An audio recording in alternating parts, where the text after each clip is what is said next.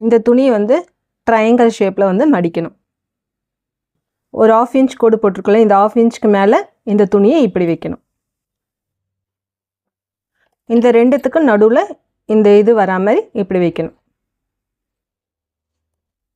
ரெண்டு பக்கமும் இந்த ரா எட்ஜஸ் வந்து கம்ப்ளீட் பண்ணுறதுக்கு சேம் கலர் கோல்டு ஃபேப்ரிக்லேயே வந்து எடுத்திருக்கேன்.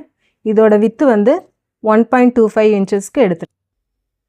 பேக் சைடு வந்து இங்கே ஸ்டிச் போட்டிருக்கோம்ல, இது பக்கத்துலேயே வந்து ஒரு தையல் போடணும். பேக் சைடு டர்ன் பண்ணி பைப்பிங் மாதிரி எவ்வளோ வேணுமோ, எந்த திக்னஸ் வேணுமோ அந்த அளவுக்கு மடிச்சுட்டு இதுக்கு மேலே வந்து ஒரு டாப் ஸ்டிச் வந்து போடணும். இது வந்து இந்த ஸ்லீவ் மேலே வந்து ஸ்ட்ரெயிட்டாக வந்து ஒரு ஸ்டிச் போட்டுக்கிறேன்.